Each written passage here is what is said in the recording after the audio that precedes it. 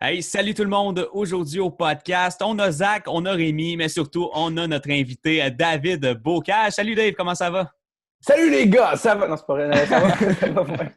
Radio FM. Yes, ça va. Ouais, c'est Ouais, ça, on est un show du retour, puis là, on fake des rires. ouais, c'est ça. Ah! Hey! Communiquer avec les 6-12-12. Ouais. Bon, hey, là-dessus, C'est vrai, c'est ça. David, qu'est-ce qui occupe ton temps ces temps-ci là, avec le confinement, là, le déconfinement qui s'avance de plus en plus? Là? Qu'est-ce que tu fais de bon? Moi, j'étais vraiment en mode scène cette année, fait que c'était un drôle de timing parce que j'étais Ouais. vraiment en train de me concentrer sur écrire un nouveau show, écrire une nouvelle heure, la roder, la présenter au ZooFest. Puis, s'il y a une chose que la pandémie t'empêche de faire, c'est des shows. Fait que ça a été comme, wow, ça a freiné vraiment sec. Mais j'en ai profité pour travailler sur d'autres trucs, écrire d'autres trucs, faire des tunes pendant le confinement, Ouais. créer d'autres affaires. Mais là, en ce moment, tu vois, là, tranquillement, ça commence à déconfiner. Là, il y a comme des nouvelles règles, comme quoi peut-être des 50 personnes par salle. Fait que là, les shows, tranquillement, ça se peut que ça recommence. Puis mon podcast, dans le fond, a fini juste avant la pandémie.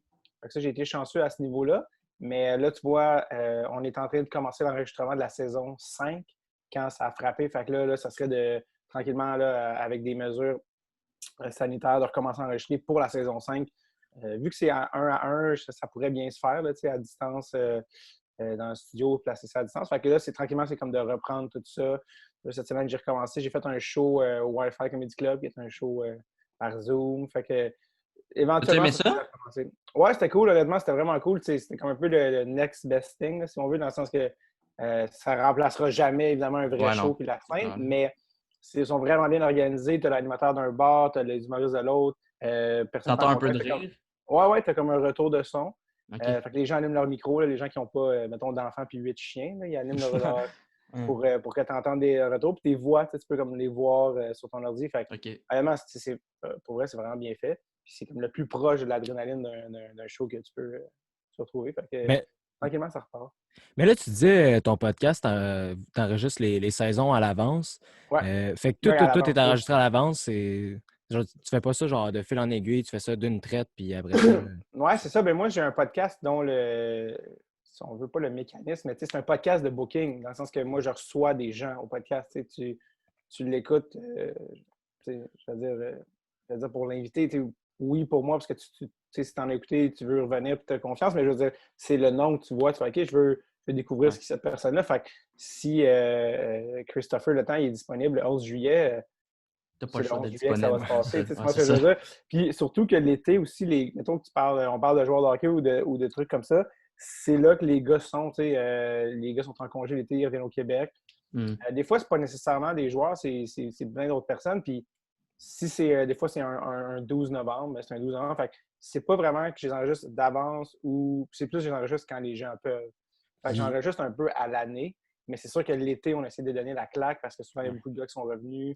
Il y a comme les gens sont en vacances, on a plus d'opportunités de le faire. Est-ce que des fois, Mais, tu reposes des shows pour pouvoir les recevoir, vu que tu n'as pas eu euh, la chance? ouais, non, ben honnêtement, à date, j'ai pas eu à faire ça. Je pense généralement, tu sais, c'est de. Parce que tu sais aussi, mon métier premier, moi, c'est vraiment la scène. Fait Ouais. que, tu sais, je gagne. Tu sais, je veux dire, on a un Patreon avec le podcast pour garder le podcast en vie, tout ça, mais tu sais, je me suis jamais mis une scène dans les poches avec le podcast. Fait que, tu sais, c'est vraiment. Tu sais, La si là, ça commence. visibilité? Ouais, ben, tu sais, ouais, oui, puis surtout un projet de passion. Tu sais, je pense que c'est de créer un projet qu'on trouve qui est bon et qui est nice pour vrai. Après ça, si là, ça commençait à jouer sur les shows, ça serait probablement plus difficile. Heureusement, tu sais, moi, je peux me préparer mes entrevues, puis mettons qu'on fait ça un jeudi après-midi, moi, je me pointe, puis la personne se pointe. Fait il y a vraiment manière d'arranger ça, surtout qu'on a quoi, 26 épisodes par année. Si j'avais, mettons, 150 ou je sais pas, là, tu sais, les podcasts qui ont Joe Rogan ou je sais pas, quelqu'un Ouais. qui c'est sa job à temps plein, tu fais comme, non, comme tu peux pas faire ça à Hmm. temps partiel, il faut que tu produises 150 épisodes par année, tu sais. Mais nous, on a la Avec, chance d'être sur un modèle saison de hockey. Fait octobre, avril, un Ouais. par semaine. C'est comme raisonnable, ça nous donne un lousse pour le faire. Ouais. avec le confinement, t'avais-tu pensé peut-être en faire sur Zoom justement pour venir, tu t'es retrouvé justement sans show puis tout, Ouais. t'as-tu traversé l'esprit d'en faire Ouais, ben, il des y avait spéciaux? plusieurs. Ouais, absolument. Tu sais, c'est un timing parce que tu sais, tout le monde était chez eux puis il n'y avait rien à faire. Fait que les gars, les filles étaient comme, ouais, OK, tu sais, il y avait comme une ouverture là. Ce qui est arrivé, c'est que moi, j'ai décidé de faire des lives Instagram. Fait que j'ai fait des lives Instagram. Je voulais tester cette patente-là. Puis ça donnait des petits highlights aussi que j'ai découpés et que j'ai remis sur nos médias. Fait qu'on a créé du contenu de ce sens-là. Pas mon problème, mais mon concern, si on veut, avec les enregistrements. Comme ça, c'était la qualité du son. Ouais. C'est ça, en fait, si tu regardes un zoom, des fois, au moins, tu as l'image ou tu peux comme... Mais le zoom, par exemple, c'est cool pour regarder de même, mais la qualité, parce que nous, c'est un podcast audio seulement, elle n'est pas top. Ouais, c'est sûr. Puis, s'il y a une affaire que j'ai appris en faisant des podcasts, c'est que si ton son n'est pas super bon, abandonne tout. Dans le sens que... c'est comme l'élément clé. Là. C'est vraiment bon, là, ça peut être Wayne Gretzky puis Mario Lemieux qui parlent de la meilleure anecdote. Si t'es pas capable de l'entendre, t'es comme tu vas arrêter d'écouter. Parce que t'es juste comme, pas capable d'écouter, je suis pas capable d'entendre. T'sais. Fait que quand ça devient un effort, c'est pas le fun. Fait que ça, c'est l'affaire que je trouve qui est le plus tough. Il y en a d'autres qui ont commencé, qui en ont fait avec un autre programme. Là, tu demandes à des gens d'installer un programme sur l'ordi. Des fois, là, c'est comme la step que le monde sont comme je m'en fous un peu. Fait que là, c'était comme un peu tout ça de genre si la qualité n'est pas au rendez-vous, moi, je pense que ça ne vaudra pas la peine. Puis, évidemment, aussi, c'est sûr que c'est très différent aussi comme résultat que ça va donner, dans le sens que quand quelqu'un se pointe en studio, qu'on est one-on-one, je dis studio, mais c'est comme un local un peu décoré en pro shop, et il y a une interaction, on se rencontre pour vrai, il y a comme... C'est un peu là que la magie arrive, je pense, de la rencontre. Par Zoom, un peu, avec ton chien qui te saute dessus dans ta salle de bain, c'est différent aussi. Puis les deux peuvent créer des affaires vraiment nice. Mais pour moi, j'étais comme, vu que c'est de la longue entrevue aussi, moi, c'est comme, on va faire 1 heure et demie, puis les gens s'en rendent pas compte souvent parce qu'on part, puis là, on jase, puis après ça, je leur demande à la fin, tu penses qu'on a fait combien de temps? Je sais pas, une demi-heure, 45, puis je fais comme, ça fait 1 heure et demie qu'on parle. Mais s'ils étaient chez eux, ils sentiraient, je pense. Ils seraient comme, OK, là, ça fait genre 1 heure qu'on jase. C'est tough de plus laisser aller, là. Ouais, je comprends. Pour tous ces petits barèmes-là, puis pour créer un podcast, je pense qu'il est bon, puis une conversation fluide, puis être vraiment comme imprégné. Je trouvais que c'était tough à recréer, mais comme je te dis, j'en ai profité pour faire les lives, qui étaient maximum d'1 heure, mais j'avais 2 invités ou 3, je pense, 3 fois 20 ou 2 fois 30. C'était prévu, là? Il t'a envoyé une demande, puis là, tout accepté. Ouais, on se parlait exactement. On se parlait, Chantal Maccabi est venue, puis c'était cool parce que aussi le live, c'est un peu comme ongoing, de comme, là, en ce moment, la Ligue, on pense pas que ça va revenir. Là, finalement, tous les développements au fur et à mesure. Ouais. Ça m'a permis aussi d'établir des contacts avec des gars qui vont revenir pour vrai au podcast. Max Lapierre, Jean-Sébastien D. Je sais qu'ils vont venir faire un épisode en bonne et due forme, mais là, on a eu comme un petit snippet, une bande-annonce de ce que ça pouvait être. Fait que pour ça, ça a été cool. Puis aussi, ce qu'on a décidé de faire pour le podcast aussi pendant la pandémie, vu qu'il n'y avait plus de hockey, la soirée du hockey, on a été remplacé par... On a fait de la soirée du hockey quiz. Fait que le samedi soir... Ouais, ça, j'allais dire. Samedi soir, on fait mais ça, c'était en Zoom. Ça, c'est en Zoom, c'est en live sur Facebook, par Zoom. Mais justement, il y a un support visuel. C'est pas un épisode que tu écoutes audio. Ouais, non. C'est vraiment un truc que tu regardes dans ton ordi, que peut-être tu regardes en rediffusion, que tu checkes des bouts, tout ça. Fait que ça, c'est une autre affaire qu'on a fait comment? On va essayer cette patente-là, puis ça a comme créé un rendez-vous hebdo qui était cool parce que personne n'avait rien à faire pendant la pandémie. Tout le monde avait fini Netflix. Il n'y avait plus de sport. Fait que ça a créé ça. Est-ce que la réponse des invités, ça va bien de ce côté-là? Parce que, tu sais, des joueurs de hockey, c'est occupé et tout. Est-ce que des fois, c'est difficile d'aller les chercher? Pour le podcast, tu parles? Ouais. Honnêtement, c'est sûr que c'est le nerf de la guerre. Là. Je veux dire, c'est un podcast, comme j'ai dit, de booking. Fait aller chercher le monde, c'est le plus difficile. Après ça, si tu réussis à aller le chercher ou quand tu réussis à aller le chercher, c'est de faire des bonnes entrevues puis d'arriver préparé puis d'être bon. Parce que ça, évidemment, ça devient ton argument pour que d'autres personnes viennent. Après ça, si lui a du fun puis qu'il dit ça se passe le mot. Si Guillaume Latendresse vient puis qu'il a du fun puis que je dis hey, ça serait cool que Max vienne, il peut pas dire à Max non, vas-y, c'est hot. Ils n'ont pas. Fait que c'est bouche à oreille. Flo là, qui a un podcast, mais je t'avertis, c'est lourd. Là, c'est sûr qu'il ne viendra pas. T'sais. Mais quand plus ça va, plus tu as des invités qui viennent, plus tu as je ne veux pas dire une réputation, mais juste tu crées quelque chose, tu crées un précédent. Là, les gens font comme ah ouais, c'est qui que tu as reçu? Peter Forsberg, Marcus Nassau. Ouais, ok, c'est beau, je vais y penser. C'est sûr que tu es probablement moins big que lui. Puis tu vois Chantal Maccabi, puis tout le monde qui font ah, non, c'est sérieux, là, les gars sont préparés, puis ils prennent ça au sérieux, puis vas-y. Puis les gens, je pense qu'ils viennent un peu souvent au début par gentillesse, par générosité. je pense qu'ils ressortent en ayant eu souvent vraiment du fun, puis faire comme hey, c'était vraiment le fun, puis ça a passé rapidement, puis parce que justement, on est prêt. T'as nommé Peter Forsberg. Cette histoire-là est débile, là. C'est incroyable. Pour nos auditeurs qui l'ont peut-être pas déjà entendu, je pense que c'est à sous-écoute que tu l'avais raconté quand même bien. Là. Peux-tu nous la raconter quand même brièvement? En fait, le temps que ça te prend. Là. Raconte-nous cette histoire folle-là. Long story short, comme on dit, quand on a lancé la saison 2 du podcast, là, on vient de faire la 4, la saison 1, c'était comme un peu une saison, pas pilote, mais c'était un peu pour établir le podcast qui existe, qu'on aille voir si on a un fanbase, si ça intéresse des gens, ce qu'on faisait. La saison 2, c'est comme, OK, on aimerait ça prendre un autre step. À chaque saison, on veut prendre un step dans le podcast.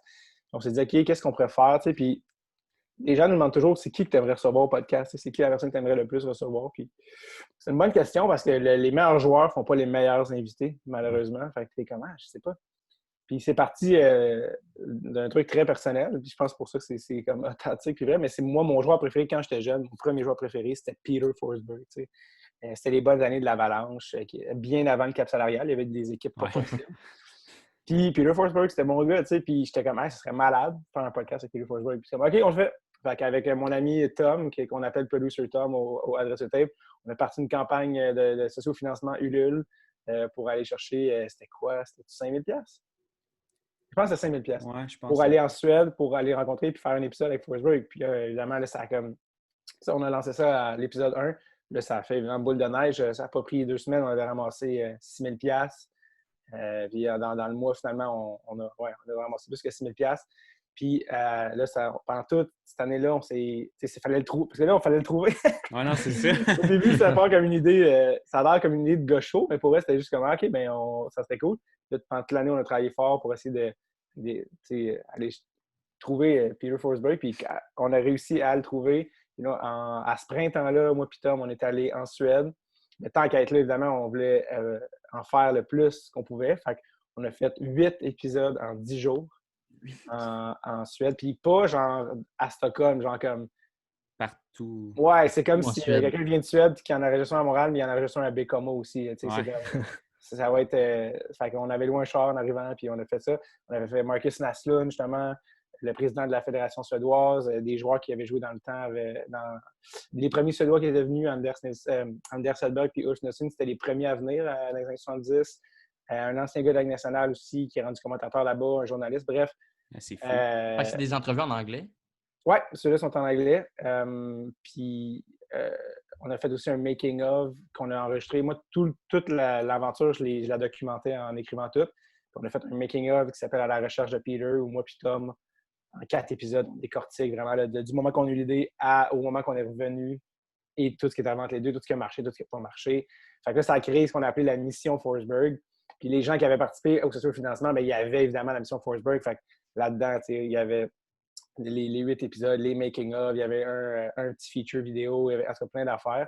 Fait que ça a été ça, mais ça a été un bon coup de pub, mettons, pour le podcast, parce que même le monde qui n'aime pas le hockey était comme « Quoi?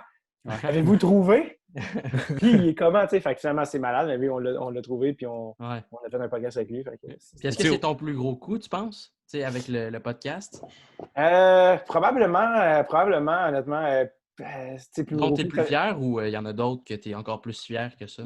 Honnêtement, je suis fier de tellement d'épisodes parce qu'il y a beaucoup d'épisodes que c'est comme quelqu'un que les gens ne connaissaient pas ou qui est venu au podcast, puis c'est des épisodes dont je me fais le plus parler, en me disant hey, cet épisode-là est vraiment cool. France Saint-Louis, même quelle légende, pourquoi on ne la connaissait pas, cette madame-là, Chantal Maccabé, un des épisodes dont je me fais le plus parler. Fait qu'il y a plein d'épisodes dont je suis vraiment fier pour plein de raisons différentes. D'un point de vue coût marketing, si tu veux, c'est sûr que Peter Forsberg, ça fait du bien. Ça fait de la fumée parce que c'est comme, c'est tellement mon gars. Ouais. Mais non, mais on est content pour eux. À chaque saison, on amène quelque chose de nouveau. Ça, le Patreon. Cette année, on avait plein de nouveaux événements qui, malheureusement, à cause de la pandémie, n'ont pas eu lieu. Mais à chaque année, on fait comme, hey, qu'est-ce que ça me tente vraiment de faire? Puis on s'arrange pour le faire. Fait que, non, mais c'est cool. Tu sais, Forsberg, au-delà du coût marketing, au niveau personnel, là, c'est ton idole de jeunesse. C'est ça. Nous, on ne s'est pas dit, genre, hey, ça nous prendrait un coût marketing. C'est un rêve. On s'est dit, qu'est-ce qui serait le plus nice à faire? C'est comme, c'était fou d'aller là-bas, de rentrer dans un bureau à Stockholm où lui, il rentre, hey, salut, ça va? Puis, non, toi, ça va. C'est ça. Fait que non, oui, Il c'était devait malade. capoter que vous étiez déplacé pour lui, tout ça. Ouais, mais c'était un peu too much pour lui. Il était comme quoi? C'est quoi l'affaire? Genre, puis on a fait une vidéo en anglais. Là. Ben, en fait, on a fait une vidéo en français, mais je l'avais sous-titré en anglais pour que la vidéo, justement, un voyage et Ouais. possiblement nous aide. Puis comme de fait, la vidéo nous a aidé à. Ça a vraiment fait rire des amis à Forsberg qui nous a permis de se rendre à lui. Puis il était comme, ouais, là, c'est parce que mes amis m'écrivaient, il faut que tu reçoives ces gars-là. Puis là, mon autre ami m'écrivait, ouais, t'as-tu reçu les gars? Puis là, en leur disant, j'ai bien vu que c'était sérieux, là, mais vous êtes qui, vous, colle? Fait que vous êtes connu dans le milieu du hockey, c'est hot. Ouais, c'est. Ben, connu, c'est pas un bon mot, mais. Ouais. En tout cas, c'est comme ça se que. passe le mot, là. Ouais, c'était juste vraiment. Ils ont bien vu là, qu'on était un peu des hurluberlus, là, visiblement. Puis c'est ça, puis c'est une vidéo où je parlais du faux suédois. C'est ça, il y a un de ses amis qui s'appelle Goran Anderson qui l'a vu ça. Puis lui, ça a été vraiment notre MVP, ce gars-là, parce que c'est un gars qui a fait non, moi, j'en fais ma mission personnelle que Forsberg accepte. Parce que les Canadiens, les Suédois, on est pareil, on aime le hockey. Puis lui, quand je suis allé dans son village, il était comme je veux que tu reçoives tel autre ami, il a joué pour les Devils. Puis là, l'autre ami, il était comme je sais pas si je veux le faire. Puis il est comme non, man, tu peux pas dire non. Puis tu sais, c'est un monsieur qui était juste vraiment gentil, puis qui a fait comme moi, là, les petits gars canadiens, français, là, je vais les aider. Puis c'était malade, là, comme aventure. Puis Forsberg, il était tout ce que tu voulais qu'il soit. Il était gentil. Il répondait à tes attentes. Ouais, tu sais, comme tu peux, on dit, tu sais, des fois, on dit raconte pas tes idoles, tu vas être déçu, mais non, lui, c'est ça. T'es généreux, gentil, t'es de bonne humeur, lui, un café. T'étais-tu mis d'attente? Ben, honnêtement, non, mais probablement qu'inconsciemment, tu sais, tu peux être déçu, tu sais, s'il arrive, tu sais, pour vrai, genre, tu sais, même pas parce qu'il est méchant, mais s'il y a une mauvaise journée, tu sais, je veux dire, si ce matin-là, il se réveille, puis, tu sais, ses actions ont chuté à la bourse, puis qu'il s'engueule avec sa femme. C'est pas parce qu'il y a une mauvaise journée, mais faute, on a toutes des journées où on est comme man, je peux pas. Quoi, j'ai un podcast aujourd'hui avec des gars que je connais pas. Je suis tanné. Tu sais, genre, mais cette journée-là, je sais pas, tu sais pas, tout peut arriver. Puis non, man, il est arrivé de bonne humeur avec sa petite chemise, avec un café. Tu sais, comme si on se connaissait depuis, comme si on avait gagné la coupe ensemble.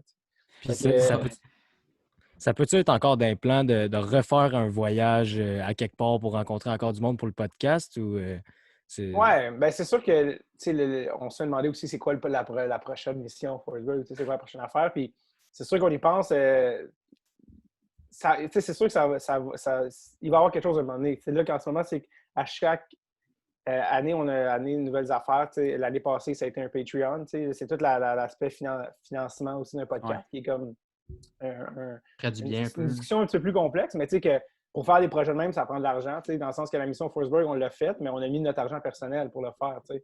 Fait que le socio-financement, ça a aidé pour payer, mettons, les billets d'avion. Mais pour tout, au final, moi et Tom, on a payé. Fait que c'est le fun à faire, mais si faut mettre tout le temps de l'argent, c'est pas rentable à la longue. C'est pas viable. Fait que, le Patreon, ça a commencé à faire une base de quelque chose. Mais là, tranquillement, tu sens que le modèle économique des podcasts s'installe, que les commanditaires comprennent que. Mais tu sais, quand on a commencé le podcast il y a 5 ans, je ne sais pas si vous vous rappelez, il y a 5 ans au Québec, le mot podcast. Non, c'était rien. Ouais, non, c'est genre, puis même ça fait une dizaine d'années que ça existe. Ben, c'est ça, tu sais. Puis à cause que Mike Ward fait un podcast, les gens pensent qu'un podcast, c'est une vidéo Facebook.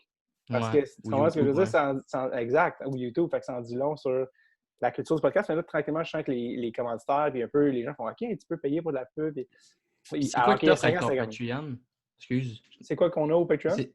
C'est quoi que tu offres comme de plus? On offre, en fait, c'est on offre les épisodes 2 semaines d'avance. OK. Après ça, on a aussi, à chaque année, on a un party de Red sur le tape aussi. On fait un enregistrement devant les membres où ils peuvent poser des questions. Moi, Tom, on est là, il y a de la bouffe, il y a de la bière. Tout ça, là, cette année, on avait des nouveaux événements qui seraient rentrés en ligne de compte, qui n'ont pas eu lieu, le relais au repêchage, tout ça, mais ça va être partie remise. Sinon, avec le spécial repêchage, Charles Pellerin, il fait vraiment comme un document aussi de tous les prospects, de toute sa liste. C'est un document qui est juste sur le Patreon. On fait des tirages à chaque mois. À chaque mois, je vais tirer que ce soit des hoodies, du gear signé, des pucks signés, plein d'affaires que les invités ont signées. Puis tu sais, c'est genre 2$ par mois, je pense. Ouais, non, c'est ça. Ben ça, c'est le de base. Après ça, tu peux augmenter ou ouais, c'est ça. Et nous, on en a fait 2, en fait. On voulait pas que ce soit simple, genre 2$ par mois pour tout ce que je viens de te dire. Ou 20$ par mois, puis 20$, c'est comme tout ça, plus $20, dans le fond, c'est que tu peux être, on appelle ça VP, là, des opérations de réseauté, mais c'est qu'en fait, c'est de participer en fait au contenu, c'est-à-dire qu'à chaque mois, on peut se parler, puis par Zoom ou peu importe, puis les gens peuvent nous dire, OK, hey, donnez-nous du feedback sur le podcast, qui aimerait voir le podcast, qu'est-ce qu'ils ont aimé, qu'est-ce qu'ils ont moins aimé. C'est vraiment comme avoir un lien direct avec les auditeurs pour en jaser, puis participer, puis bon, évidemment, tu as plus de gear aussi, évidemment, là, mais bref, fait que non, c'est ça. Mais oui, mais tout pour dire, oui, on va faire un projet éventuellement. On y pense, puis on marine là-dessus, mais il faut vraiment que ce soit le bon projet, puis qu'on trouve la bonne manière de le financer, puis on va le faire, mais il va y avoir une suite à ça, c'est sûr. Tu as parlé de la liste de repêchage de Charles. Est-ce que c'est toujours un. Tu sais, j'écoute pas tous les épisodes, c'est selon les noms, mais l'épisode du repêchage, c'est un classique que je peux pas manquer. Là. Est-ce que tu aimes mieux tourner cet épisode-là du repêchage ou l'épisode spécial World Junior Championship? C'est quel des deux que tu préfères? Colin.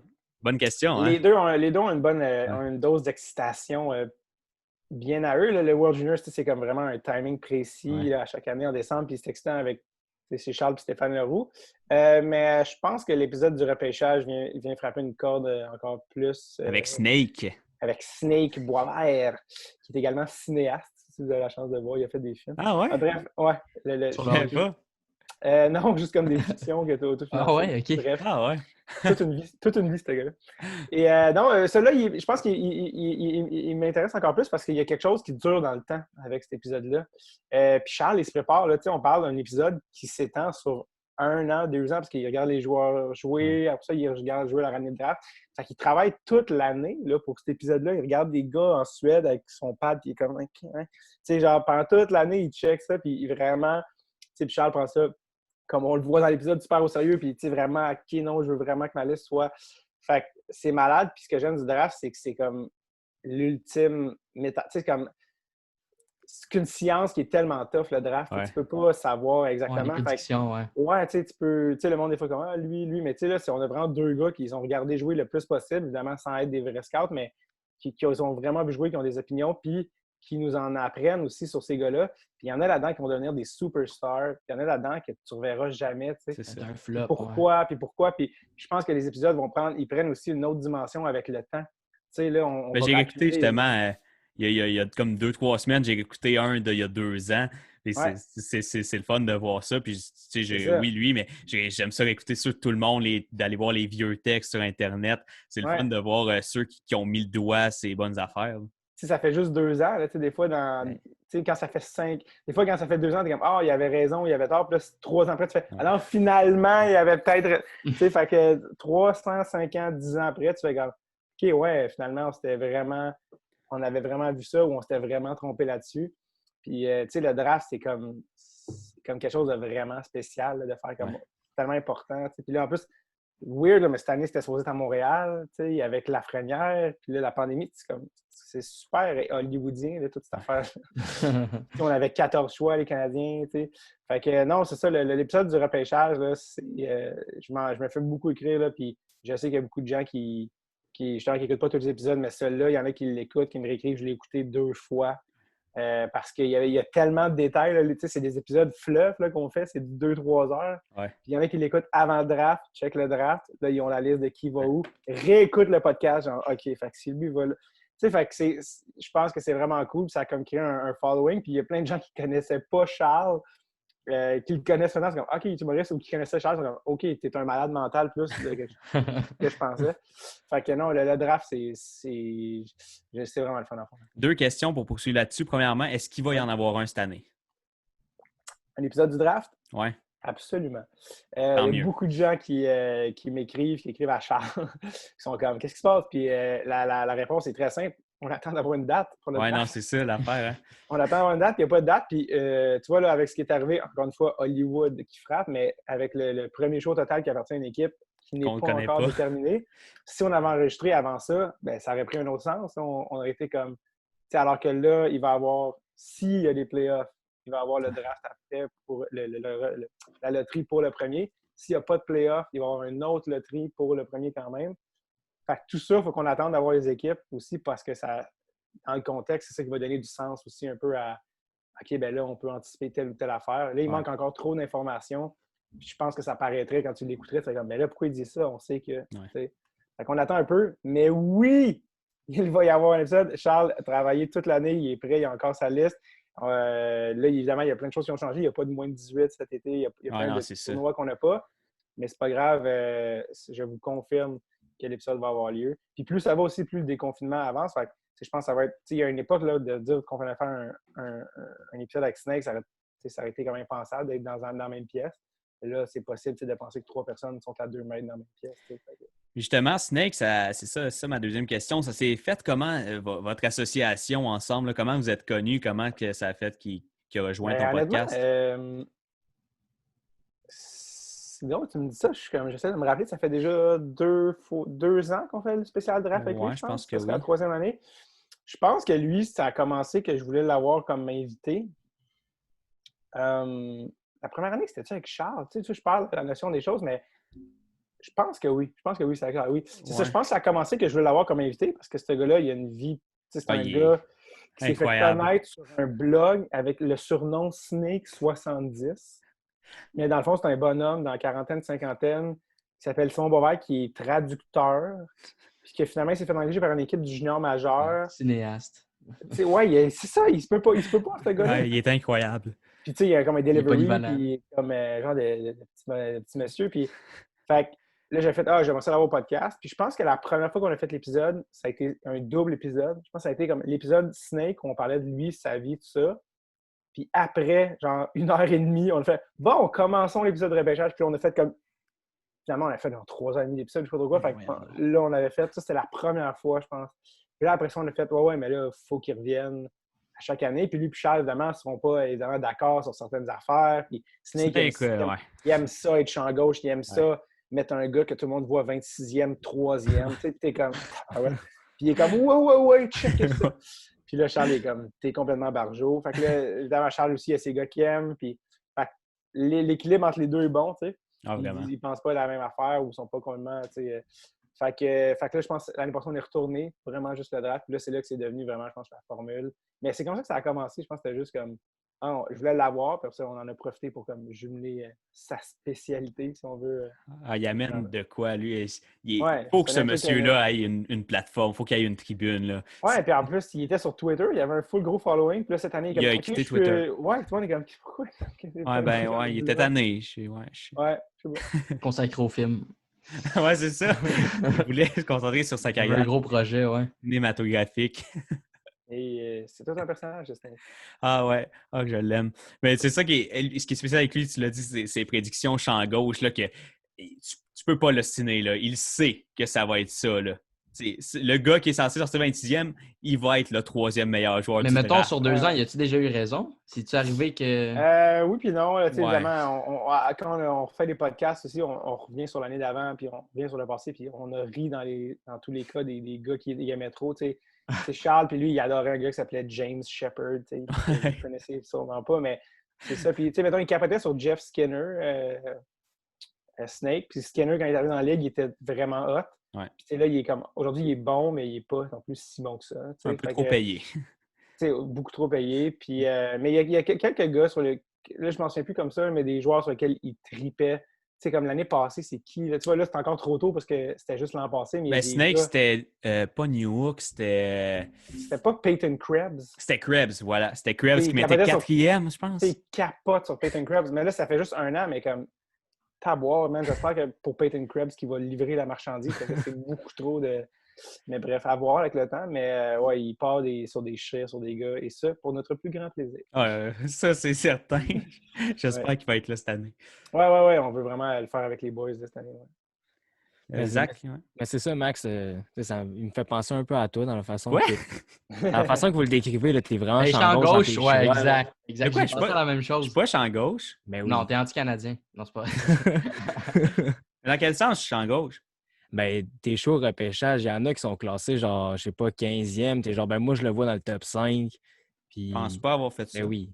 Ça dit des vraies affaires, là. On veut des noms. Ouais, ben c'est ça. Dis-moi un nom, puis ça va me faire plaisir d'argumenter. Mais là, si tu me dis ça comme ça... Lindell, c'est ça? Brainstorm. Lundell, ben moi, je le mets 14e, je pense, puis il est classé top 10. Ben, en fait, ça dépend du monde, là. Mais il me semble qu'il y a des choix. Là. Il y a des joueurs là, que tu dis que tu classerais plus tôt. Puis... Seth Jarvis! Ouais, c'est ça. Ouais, mais là... Ben, Seth Jarvis, il pourrait sortir top 10. Ouais, ben oui, certain. Surtout cette année, il n'y a pas comme... Le groupe est... Kirby Dack est sorti 3e, puis personne ne le Ouais. voyait si tôt, mais c'est très malléable. Là, c'est la beauté. Après le top 3, il y a des équipes qui voient quelque chose. L'année où Sergachev est tombé à Montréal à 8 ou 9, je pense Edmonton allait le prendre à 4, puis finalement, pour Harvey était disponible, fait qu'ils ont pris pour Harvey. Puis 5 équipes ne l'ont pas pris, Sergachev. C'est comme si le draft, c'est comme... si t'es deuxième sur la liste à beaucoup de monde, ça veut dire que tu ne seras jamais pris. Tu comprends ce que je veux dire? Comme Caulfield. C'est la beauté. Ouais, comme Caulfield. On a beaucoup parlé de hockey. On revient-tu en humour un petit peu? On a perdu tout le monde, c'est pour les gens qui écoutent encore. Ben non, tous nos fans sont fans de hockey. Ouais. Cool. Oui, absolument. Je suis tout oui, vas-y. OK. Parlons d'humour. Voilà, c'est pour ça à la base que tu es invité. Diplômé de l'École nationale de l'humour en 2013. C'est déjà 7 ans. Dans ma tête, 2013, ça fait comme 4 ans, mais non, 7 ans. Ouais, ça passe vite. Mais c'est ça. Depuis ce temps-là, tu as été auteur, script éditeur pour 4 Levac, finaliste en 2016 en route vers mon premier gala Juste pour rire, 2017, premier spectacle solo. Est-ce que tu es content, quand tu remets toutes tes choses en perspective, est-ce que tu es content de ce que tu as accompli dans les 7 dernières années? Ouais, vraiment, pour vrai, comme tu dis, je n'en reviens pas que ça fait 7 ans. Là. C'est sûr que tu te dis, fuck, 7 ans, même. C'est un 7 ans bien garni quand même. Tu as quand même beaucoup de choses. Ouais, non, je suis vraiment content, mais c'est sûr que tu ne dis pas ça, dans le sens que je ne me pas le matin, je pense dans la tête, on est toujours en train de penser à la prochaine affaire. Tu lis pas ton CV. Qu'est-ce qu'on veut faire? C'est plus, je pense que tu as toujours l'impression de jamais, non, voir que j'ai pas encore fait ça, j'ai pas encore fait ça, j'ai pas encore fait ça, j'ai fait ça. Je pense que c'est normal de penser vers le truc, mais c'est sûr que quand tu t'arrêtes des fois, puis c'est quoi l'autre jour, on regardait toutes les. Parce qu'on a fait des shows là, aux Zoufest à chaque année, des shows concepts qu'on écrivait, tu sais. Une nouvelle heure de show. Ah ouais, let's go. Tu sais, des affaires, c'est vrai, on a fait des affaires. J'ai oublié, mais t'oublies avec le temps. Puis c'est juste le fait que le podcast rentre dans sa 5e saison. Il me semble que c'est comme la 2e saison. Je sens que j'ai commencé il y a 2. Tu sais, je sais pas, tu sais, c'est. Ouais, ça passe vite. Non, c'est ça. C'est sûr que. Non, pour moi, je suis vraiment content avec l'évolution. Surtout que je pense que c'est quand tu sors de l'école de l'humour, des mouches. Quand tu sors de l'école de l'humour, évidemment, tu n'es pas encore bon. Tu sais, je pense que c'est ça qui. Je pense que c'est ça l'affaire avec probablement n'importe quoi, là, peu importe le domaine, mais c'est pas parce que tu sors de l'université. La première fois que tu sors de l'université, c'est que tu sais rien. Tu sais. Mais toi, ça t'a servi un peu, l'école? Parce qu'on en parlait avec d'autres humoristes qu'on a reçus, puis il y en a pour qui ça n'a pas vraiment aidé, puis il y en a pour d'autres qui ça a vraiment... Non, moi, l'école de l'humour, on a souvent cette discussion-là entre amis avec certaines personnes qui eux, ont peut-être vraiment détesté leur passage, d'autres qui ne l'ont pas fait, d'autres qui l'ont fait.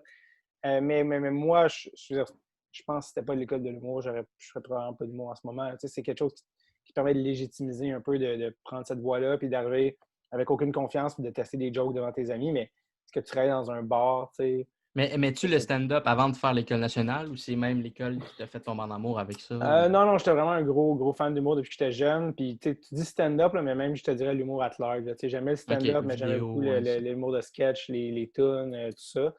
Fait que, non, c'est ça. Non, moi, l'école, ça m'a vraiment... Puis je trouve aussi qu'il y a beaucoup d'humoristes, des fois, qui chialent contre l'école, puis des fois, qui l'ont fait, je veux dire. Puis des fois, j'ai l'impression que tu ne reconnais pas aussi tout. Je pense qu'il y en a qui ont oublié ce que ça leur a apporté. Ouais. Et je pense qu'ils ne s'en rendent pas compte. Comme, en passant, tout ton réseau de gens qui tu travailles, tu les as rencontrés à l'école. Les contacts, c'est important, ouais. Ah ouais, OK, j'avoue, ouais. Ils ont des souvenirs plus amers de certaines affaires, mais je pense qu'il ne faut pas que tu oublies globalement. Fait que toi, tu la referais, l'école. Oui, à l'époque où je l'ai faite, c'était, à ce moment-là dans ma vie, j'étais à l'université. Si j'avais pas fait l'école de l'humour, je suis pas mal sûr que je ferais pas d'humour, en tout cas en ce moment, ou pas de cette manière-là. Puis, non, c'est vraiment, je trouve, moi, ça a été vraiment bénéfique pour moi. Puis, je suis vraiment. Puis, cela dit, il y a plein de monde qui n'ont pas fait l'école de l'humour. Puis, je sens des fois qu'ils sont comme complexés. Ah, j'ai pas fait l'école. Puis, je suis comme arrête d'être complexé. On s'en fout au final, tu sais, c'est pas important. Là, des fois, je sens que c'est comme un... Je sais pas s'ils auraient voulu la faire ou comme quoi. un prérequis, ouais. Ouais, je sais pas trop, mais des fois, je sais pas pourquoi ils ont ce complexe-là. Si t'es bon, t'es bon. Puis, C'est comme les comédiens, il y en a qui font l'école nationale. L'école NAT ou tout ça, mais c'est c'est bref. Fait que, non, fait que ça pour dire, moi, je suis sorti de l'école en 2013, puis ça prend un certain temps. Aussi, comme, faut que tu en fasses beaucoup pour que ton style se développe puis se précise. T'sais.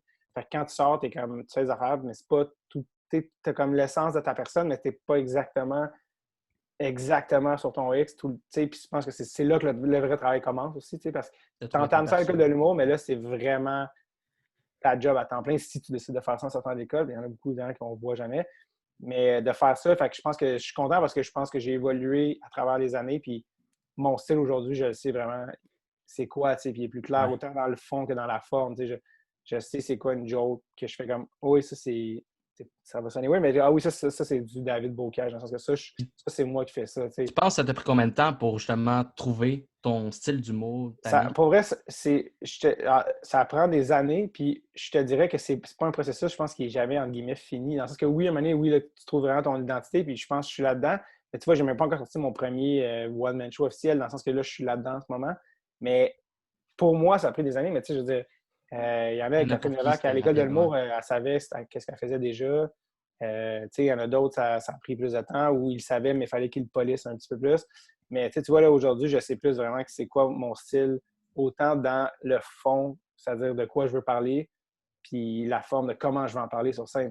J'ai compris qu'à un moment donné, j'aime ça le stand-up, mais je ne suis pas un stand-up pur. Tu fais plein d'autres choses. J'ai la musique, j'aime ça avoir des concepts, un côté un peu plus théâtral. Il y a toutes ces affaires-là qu'à un moment donné, tu fais « Ah, mais si c'est ça que je veux faire, que je le fasse. » C'est correct là, de ne pas juste faire comme un stand-up. Ouais, c'est ça. Il n'y a pas de mauvaise réponse. Puis est-ce que tu vas toujours faire ça ou c'est vraiment juste pour remplir tes salles que tu vas faire des vidéos, que tu vas être sur les réseaux sociaux présent? Honnêtement, je faisais même pas dans le sens que je pensais même pas à ça de cette manière-là. Je ne pensais pas en disant il faudrait que je fasse des vidéos pour remplir mes salles. Ça serait comme... Je faisais des vidéos ou je faisais des vidéoclips et un album parce que ça me tentait de faire ça, j'avais toujours voulu faire ça. Je pense que peu importe la forme, que ce soit sur scène ou des vidéos, le but c'est juste de faire des trucs que moi je trouve qui sont bons et qui sont moi-même. Après ça, oui, c'est sûr qu'à un moment donné, il faut que si tu veux te faire connaître, le web, c'est évidemment. Arnaud Soli en est le meilleur exemple. Mais non, je n'y avais pas pensé de cette manière-là. C'était plus de trouver qu'est-ce qui est moi, qui est bon, puis de le faire. Puis le reste, comme ça, les gens, s'ils aiment ça, ils peuvent venir te voir en show. Puis sinon, c'est correct aussi. On parle. Je vais poser ma question parce qu'on parlait de ça, puis je ne veux pas qu'on s'éloigne trop. On parlait de trouver sa personnalité. J'ai dit que tu avais été auteur. En faisant ça, en étant auteur, comment tu fais pour justement pas te perdre, justement?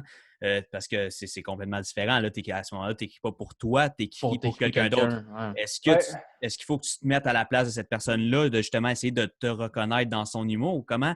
C'est quoi le processus créatif derrière être auteur pour quelqu'un d'autre que soi-même?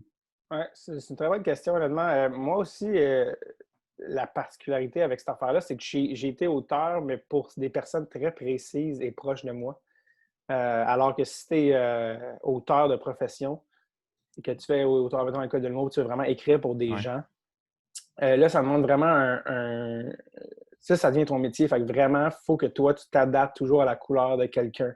Si tu veux être François Havard, il faut que tu saches que si tu écris pour Louis-José, tu écris ça. Si tu écris pour Matt, tu écris ça. Moi, c'était vraiment quand j'ai écrit pour Catherine Levac. Fait que nous, on se connaissait vraiment bien. Puis je connaissais son style. J'ai pas été comme... ça paraissait moins comme un contrat, que je pense qu'on rit un peu aux mêmes affaires. Puis, en plus de ça, c'est que ça me fait penser, c'est pour ça, c'est qu'en écrivant une joke, des fois, je vais dire « Ah, check cette joke-là », tu pourrais dire cette joke-là. Puis elle va faire « Ah, mais ça, je peux pas dire ça, c'est toi, ça. » OK. Ah non, mais ça, c'est tout David Bocage, je dirais ça, mais moi, je dirais pas ça. Puis là, ça, finalement, qu'est-ce que ça fait? C'est que ça t'aide à comprendre aussi ton style. Okay. Comme, ah oui, c'est vrai, ça c'est... Ah oui, la manière que tu joues, ça, moi, je fais pas ça, là. Moi, je dis liner de même. Ah oui, ça, c'est ton style, moi, mon style, donc c'est plus jouer. Tu vois ce que je veux dire? Fait que finalement, donc, ça t'a aidé. Oui, dans ce sens-là, ça m'a aidé, mais aussi, c'est que j'en ai pas fait un métier. Tu sais, souvent, moi, les gens sont comme, oui, toi, quand je suis sorti de l'école, beaucoup, là, les gens, t'es un ils writer. savent que je suis humoriste, mais ils sont comme, ah, fait que t'es writer. Tu sais, comme, on dirait que les gens t'associent à ce que tu fais, t'es comme, Non. ben, writer, ouais, pour moi, en fait, là. Tu sais, dans le sens Comme que sur le j'ai écrit des side un choses peu. puis j'ai joué. Mais tu sais, moi, c'était vraiment comme, j'écrivais pour 4 parce qu'on est sorti de l'école de l'humour, tout de suite, elle a commencé à le pogner SNL, à le pogner Paparagile. Fait que moi, ça m'a permis aussi de travailler. Puis, quand tu sors aussi de l'école de l'humour, il faut que tu travailles, il faut que tu fasses de quoi, tu sais. Puis, tu n'as pas écrit tant de jokes que ça dans ta vie, là, si tu penses que tu en as écrit. Fait que d'écrire des jokes de même, c'est comme, OK, ben, cette semaine, il faut écrire une chronique, puis sur des films, d'avoir une pile de DVD, puis être comme, OK, je vais écrire des jokes sur chacun de ces films-là. Puis là, tu en écris une chier, puis là, apprends, c'est les meilleures, celles qu'elle a. Mais ça, c'est comme aller au gym là, pour un humoriste, tu comprends? Faut que tu le fasses. C'est important que tu le fasses, parce que sinon, tu as beau penser que tu es fort, tu n'es pas si fort que ça, tu n'en as pas tant fait. T'sais. Fait que ça m'a permis de faire ça, fait que de développer le muscle, puis de développer aussi une confiance de genre, donne-moi un sujet, je vais écrire là, je vais trouver un angle, je vais trouver des jokes là-dessus. Okay. Ça prend ça, tu sais. Sinon, t'es comme, si t'on dit, ah ben là, je suis pas capable d'écrire des jokes là-dessus, là. Ben là, d'abord, t'es peut-être pas, tu sais ce qu'on veut dire? Ouais, N'importe quel humoriste qui a une identité comique forte, de dire un sujet, puis il va le passer à travers son filtre, puis il va le ressortir, tu sais. C'est pour ça que si tu donnes le sujet, donc je dis les enfants à Bellefeuille, à Catherine Levac, à José Hood, les trois vont faire comme, OK, je vais trouver de quoi. Puis ils vont trouver de quoi, puis ils vont en parler, puis ils vont faire 3 affaires complètement différentes, tu sais. Mais ça, comme auteur, c'est ça que ça permet de faire. Puis ça te permet aussi de développer. Moi, tu sais, pour moi, l'écriture, c'est comme l'affaire pratiquement la plus importante, là. Parce que quand tu es jeune, tu vois les humoristes qui font des affaires drôles, tu es comme, ah, être drôle. Mais quand tu rentres vraiment dans le craftsmanship de l'humour, tu es comme, tu sais, Louis José, il se décrit comme un writer avec du charisme, là, dans le sens qu'il est comme, il écrit, puis après ça, il va le dire ses jokes.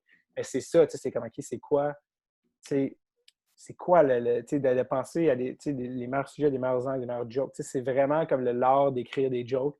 Fait que c'est ça. Fait que moi, au début, j'ai fait ça 4. J'ai fait un peu aussi pour Jay l'année passée, parce qu'encore une fois, Jay, on a toute notre gang d'école de mots 4 Jay, tu sais. Fait que Jay, il était à l'aise avec moi, puis je pouvais dire, encore là, tu sais, des jokes que moi je dis, des jokes que je ne dirais pas, mais là, on est tellement à l'aise que je peux écrire des affaires qui vont faire, OK, je vais le dire. Fait que pour être writer, faut-tu indirectement être proche de la personne, être ami? Mais c'est ça. Moi, si tu es un writer de profession, non. Tu sais, je pense que c'est ça ton talent, c'est de comprendre la couleur de quelqu'un puis d'écrire des jokes à la manière de. Moi, c'est ça. J'ai donné que j'écris pour quelques gens, mais qui étaient proches de moi parce que je les connaissais, mais j'en ferais pas un métier. C'est pour ça que c'est comme, moi, à la base, ma job, c'est d'écrire des jokes pour moi, tu sais, à ma manière. Ouais. C'est pour ça que je suis comme, c'est pour ça que je trouvais que c'était une bonne question. C'était intéressant ce que j'ai appris à travers ça, mais moi, je suis pas un writer. Tu sais, je pense qu'il y en a Antoine Desjardins, il y en a plein des gars qui écrivent pour les grandes culs, qui écrivent pour la radio. Ça, c'est un writer.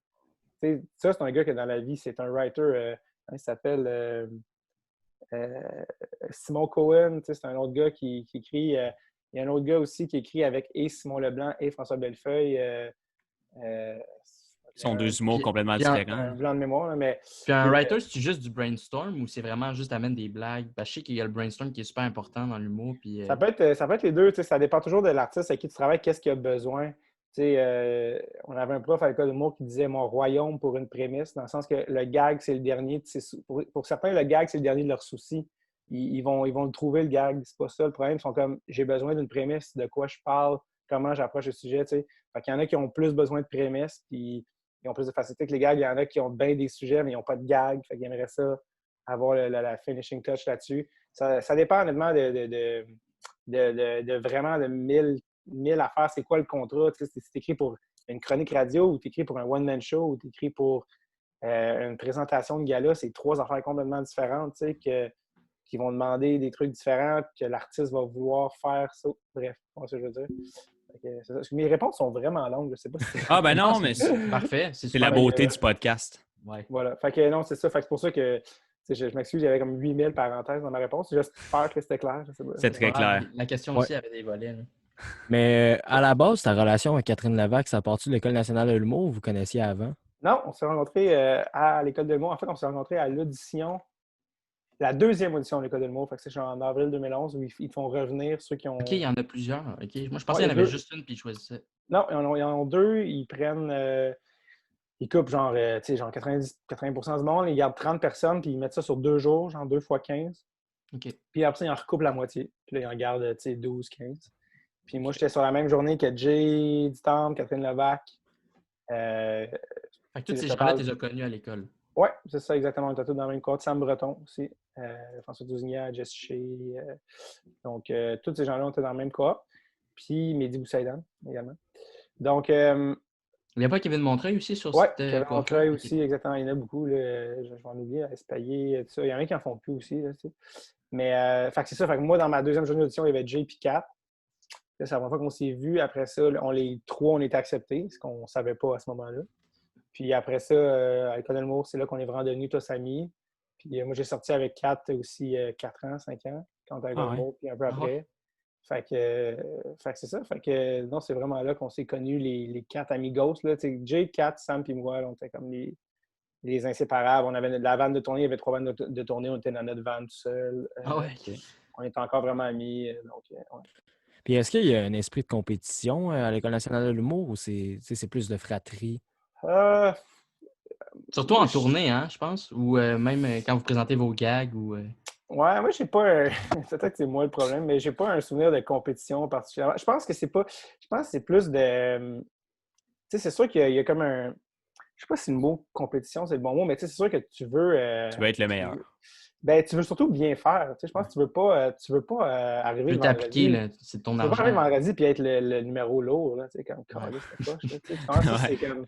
pense que c'est surtout ça. Tu sais, après ça, est-ce que c'est une course? Non, tu sais, c'est pas une. Tu sais, c'est une course. C'est parce que c'est ça l'affaire, c'est qu'on est tous ensemble, mais c'est un sport individuel. Tu comprends ce que je veux dire? Mm-hmm. Fait que c'est comme un peu genre, oui, tu sais, je pense que la compétition peut être saine de comme, oh shit, OK, les mondes sont vraiment bons, faut que je step up, faut que j'arrive vendredi avec un numéro solide, puis que je sois de calibre.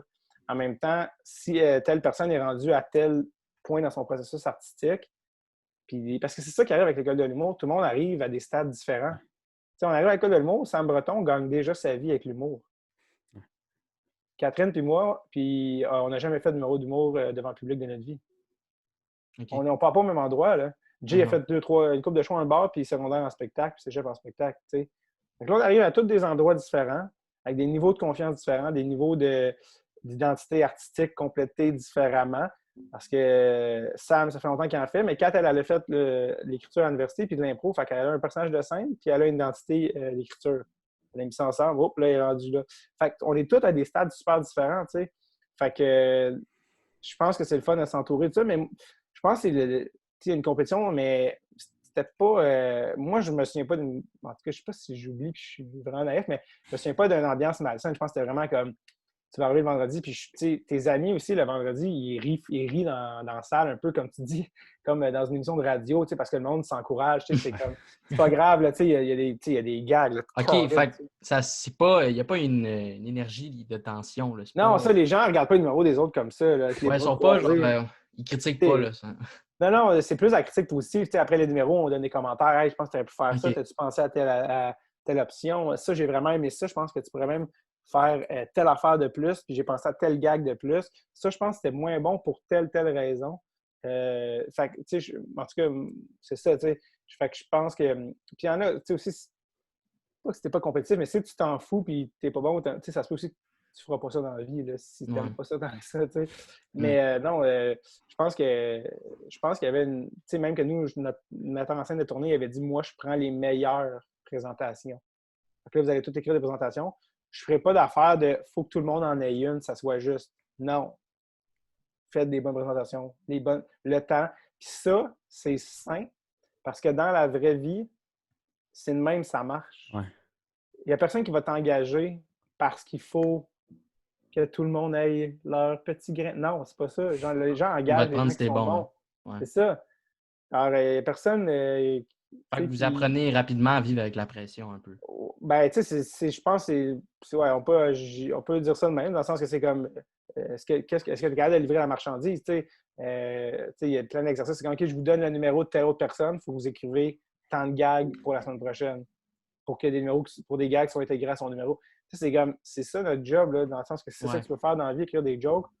Puis t'es comme ben là, je sais pas, je suis capable de faire ça. Ben peut-être que ça se peut que c'est peut-être pas pour toi, ce métier-là.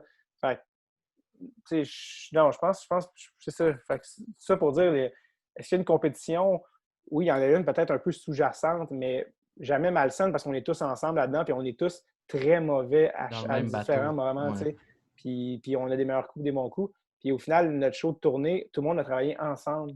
Je pense que je connais pas toutes les histoires des shows de tournée, là, mais par définition, si tu vas voir un show d'école de l'humour, ça va être super inégal. Par définition, c'est normal. Il va y avoir des gens qui vont faire comme Colin, il y a des gens qui vont faire « Wow, je pense que lui va être hot. Lui, j'ai vraiment aimé. » Puis nous, notre show de tournée, tout le monde s'était aidé. Puis il y a beaucoup de gens là-dedans que nous, on savait « Ah, ben lui, je pense pas qu'il va en faire un métier. Je pense qu'après l'école, je pense que ça va s'arrêter là. » Mais son autre tournée, il rentrait à chaque soir parce que des gens avaient écrit des gags puis s'était aidé. Fait que ça, si le show il est meilleur, tout le monde gagne. Là. Si le numéro avant toi, il y a eu 5 minutes de fret, tu vas rentrer avec un fret.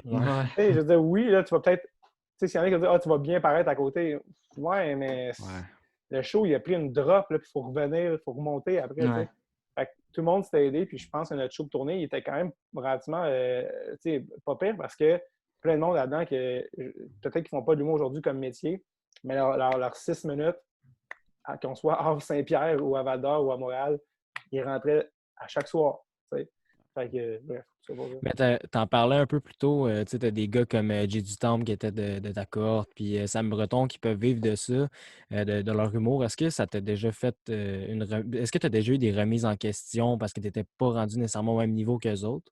C'était pas rentable? Écoute, c'est sûr que c'était pas en comparaison avec eux. Surtout, mettons, Sam, là, Sam Breton, il est connu depuis cette année du grand public. Avant ça, il était connu des fans de mais il n'était pas tant connu. Jay, c'est parce que là, c'est rendu l'animateur d'OD, puis les gens te connaissent de ça. Puis là, tu vas avoir un chèque de paye différent par conséquent. Mais Jay, à la base, c'est un gars de bar. C'est un gars qui animait 3 soirées. Il gagnait sa vie par l'animation d'un bar. Fait que, quand on est sorti de l'école de l'humour, il n'y a personne là-dedans qui était riche. Là. C'était de jouer dans les bars, tester des jokes, jouer à chaque soir. Ce qui est tough, ce qui est tough dans ce métier-là, c'est c'est un mot, rejection en français? Être rejeté. Rejection. C'est de se faire rejeter. Dans le fond, c'est les moments les plus durs, c'est les auditions, moi, je trouve. C'est là les moments où tu es le plus down. Quand on a fait, j'avais fait des auditions, par exemple, pour SNL. Catherine a été prise, puis j'étais vraiment content pour elle, mais tu es comme, c'est sûr que tu aurais aimé ça, avoir cette opportunité-là, de faire même à ce moment-là, mais je pense que c'est tout ce qui est les auditions, je trouve que c'est ça qui est le plus dur. Juste pour eux, ils font des auditions aussi, je pense. Au début, quand Juste pour eux faisait des auditions pour les galas, on n'avait même pas les auditions. Ils ne nous voyaient même pas en audition. Ils envoyaient des textes. Il y avait des auditions, puis après ça, ils coupaient, ils faisaient d'autres. C'est comme, on ne vous verra pas. Fait que t'es comme, je peux même pas montrer ce que j'ai fait. Fait que ça, c'est tough. Mais moi, ce que j'ai trouvé le plus tough, puis les moments où t'es comme, je vais-tu me pendre? C'est vraiment les auditions pour que ce soit des gigs télé, des affaires où t'es comme, que c'est des gigs qui peuvent un peu être des game changers dans une carrière. T'es comme, tu te fais dire, c'est sûr que se faire dire non à la répétition de cette affaire-là, ça peut être vraiment démoralisant. Puis ça, en plus, les comédiens le vivent 1000 fois plus, puis sont 1000 fois plus à la merci que ça que les humoristes. Les humoristes, on a toujours la scène au moins. Je peux retourner chez nous puis écrire mes jokes, puis je peux les jouer ce soir. Puis si je fais ça plusieurs fois, je vais avoir 1 heure de stock, puis ça, je peux la jouer. J'ai un certain contrôle sur ça. Alors que les comédiens...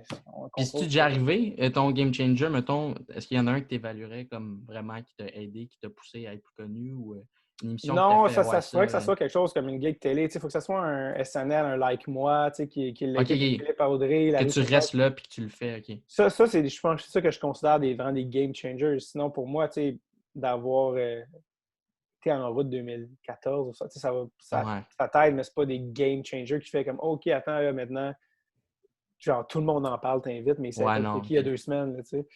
Fait que non, c'est ça. Fait que c'est ce genre de gig-là. Mais tu sais, ça, c'est le genre d'affaires. Tu peux pas penser à ça ou tu peux pas t'apitoyer là-dessus parce que tu n'as aucun contrôle là-dessus. Tu sais, c'est comme si un show de même qui arrive, ben oui, tu te prépares et tu prends ça au sérieux, mais si tu es pris ou tu n'es pas pris, après ça, qu'est-ce que tu fais de ta vie? Là, tu sais, genre, moi, c'est pour ça que moi, j'ai décidé de me concentrer sur mon show, tu sais, où je peux vraiment faire mon one-man show avec vraiment montrer qu'est-ce que je veux vraiment faire avec mon style d'humour à moi. Pourquoi moi je fais ce que je fais. Après ça, les autres affaires qui rentrent, mais ça, c'est c'est des heureux accidents que c'est des opportunités que tu saisis ou que tu saisis pas. Tu sais. Fait que, ouais, c'est ça. On parle de game changer. On sait que Mike Ward, tu écoutes, on est souvent un pour les jeunes humoristes. Est-ce que toi, quand tu l'as fait, tu as vu dans tes statistiques, mettons, de ton podcast ou de ta page Facebook, tu as vu une augmentation? Est-ce que ça a été un petit game changer? C'est drôle que tu dis ça parce que quand Mike a commencé le podcast, je n'étais pas au courant que c'était autant écouté que ça. OK. Tu sais, genre, après ça, j'ai compris que les humoristes, la relève, les humoristes, les open micers, comme pour eux, aller à Mike Ward sous-écoute, c'était genre. C'était comme genre, t'es allé à sous-écoute. Tu sais, il y avait quelque chose là-dedans. Je n'étais pas conscient de ça pour peut-être vraiment naïvement, là, tu sais, mais. Fait que je suis allé, mettons, 3 fois, peut-être? 2, 3 fois. 2 faciles. Ah, c'est bon, ça. Ouais, je pense que j'étais allé une fois avec Sam, une fois avec Jean-Simon Delille, je pense, puis une fois avec Arnaud. Puis sur vraiment 3, 4, 5 ans, si ça se trouve, sur 5 ans peut-être. Mais non, je n'étais pas conscient. Puis honnêtement, je n'ai pas regardé mes chiffres. J'ai pas checké genre, si j'avais eu plus de followers ou. Hey, tu sais, je veux dire, j'aurais sûrement remarqué. Mais après ça, il y a des gens qui me disent ton podcast, mais moi, je l'ai écouté parce que quand tu es sous-écoute. Ben moi, c'est là que je l'ai connu, honnêtement. Là. Bon, tu vois, c'est pain aux bananes que je t'ai connu. Ah ouais, c'était ma pub de show. Ouais, mais j'ai essayé de la retrouver sur ton Facebook, je ne l'ai pas retrouvée. Ou c'était comme la ouais, en fait, elle est sur mon. C'est que ça, c'était une pub pour le ZooFest. Fait que c'est comme le compte du ZooFest qui l'a publié sur. Ah, ok, ouais, je comprends. C'est ça l'affaire, c'est que c'est comme associé à genre des dates de show. Fait que, tu sais, ça a vieilli drôlement, mais je l'ai mis sur ma. Je l'ai mis sur ma playlist sur YouTube. Tu peux faire ça, là. Tu peux mettre un vidéo de quelqu'un sur ta playlist. Sur ma page YouTube, tu peux le voir. Mais oui, puis j'ai fait une suite parce que j'avais fait le choix supplémentaire. Ouais, c'est comme Charles, ça y revenait. Puis ouais. Ouais, exact. Fait que ça, je pense que je l'ai mis ça. En tout cas, l'original, je sais qu'elle est sur ma page YouTube, mais c'est ça, c'est parce qu'elle est sur le compte de ZooFest. En tout cas, ça mélange, ouais. C'est un peu drôlement fait, là, mais ouais, voilà. Mais ouais, ça, c'était mon premier show solo en 2017.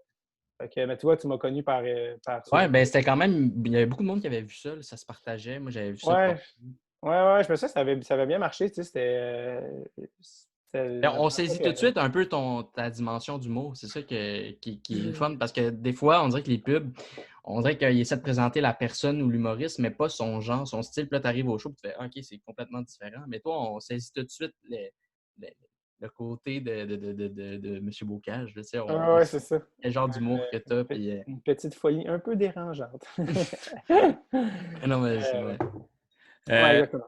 On a parlé tantôt, j'ai dit ce que tu avais fait jusqu'à maintenant. J'ai dit une couple d'affaires.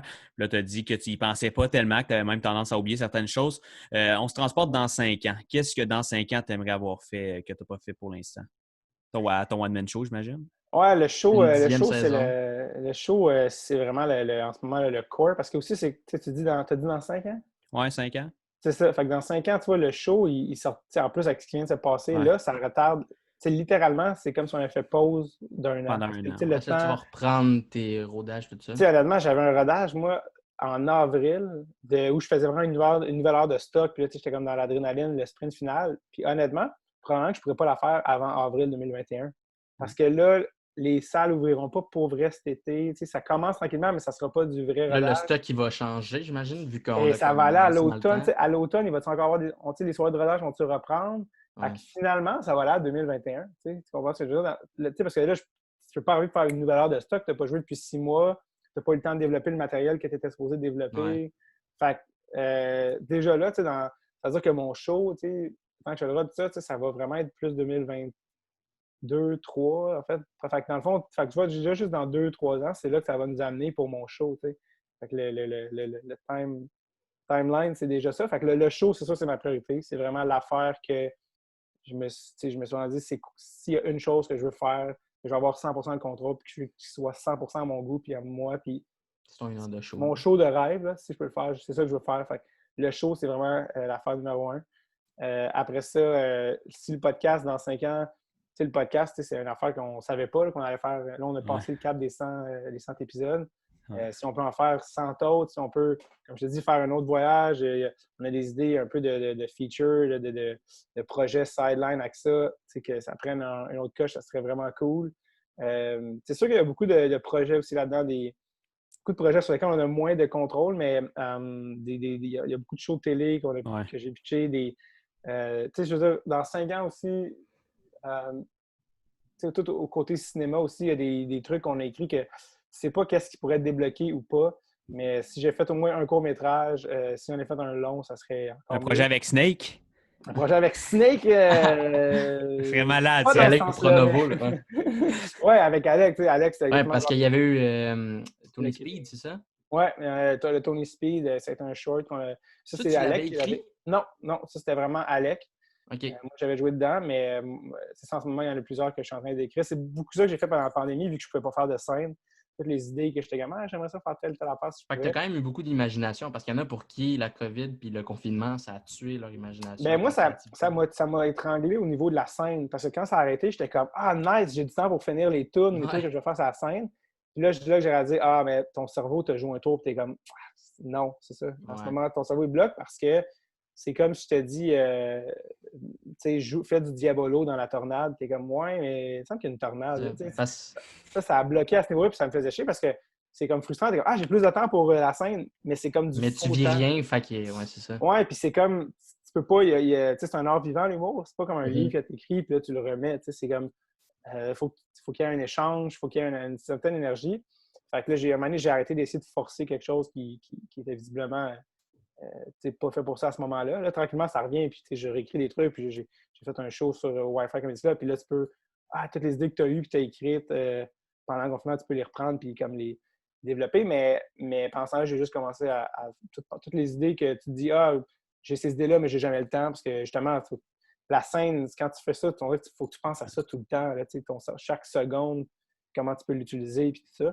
Fait que toutes les idées de court ou de long métrage que j'avais, j'ai vraiment plus développé ça, puis ça, j'aimerais ça en faire un. Puis est-ce que mettons pour un long métrage, est-ce que tu penses passer par la SODEC ou tu vas autofinancer tout ça? Bien, c'est ça, maintenant, il y a plein de manières. C'est avec Adib et Julien qui Ouais, ont fait leur exact. propre film. Exact. Honnêtement, c'est beaucoup des questions qu'on se parle avec les amis avec qui j'écrive, mais là, les choses qui ont changé pour le mieux dans ce sens-là, c'est qu'on peut rejoindre les gens. Maintenant, on peut faire un teaser et dire aux gens, voulez-vous voir ce film-là, puis aller chercher de l'argent.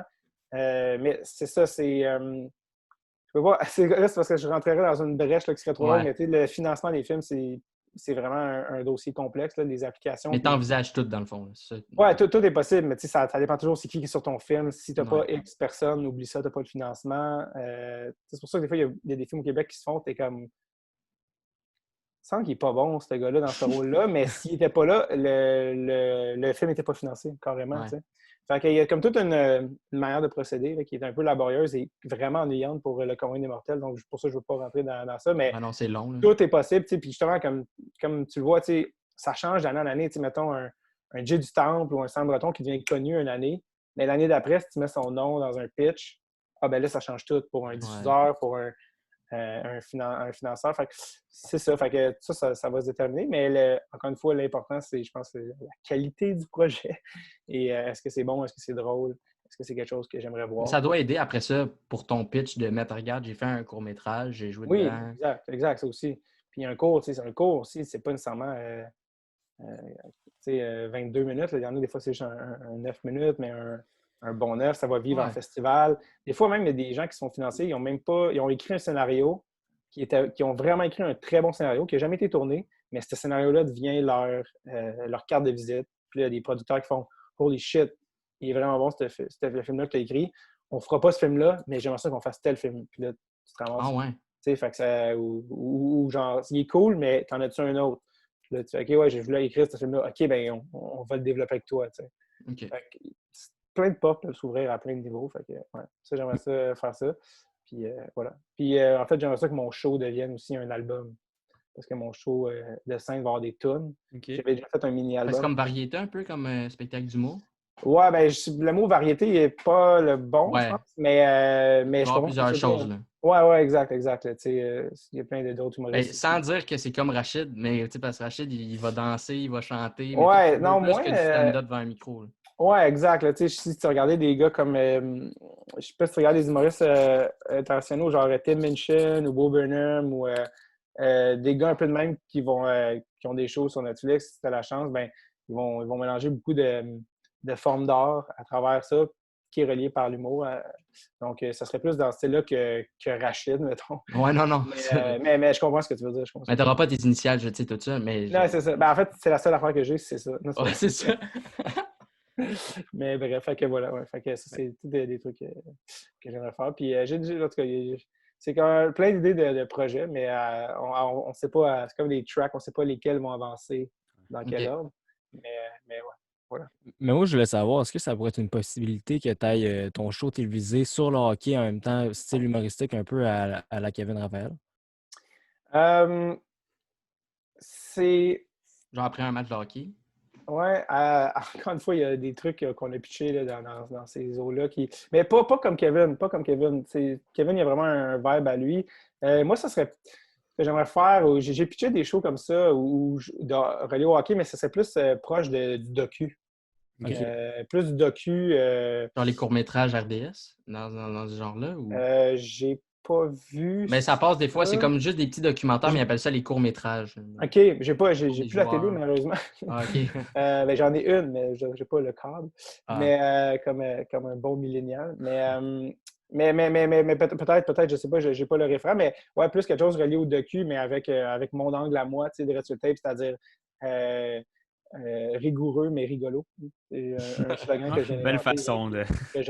que j'aime, mais que je regrette aussi à la fois. Non, c'est ça. Fait que c'est plus de ce temps-là. Je pense qu'elle fait vraiment son affaire, puis on a vraiment des énergies complètement différentes, là, puis des approches vraiment différentes de la chose. Mais des projets reliés au hockey, j'en ai vraiment plusieurs. Puis, encore une fois.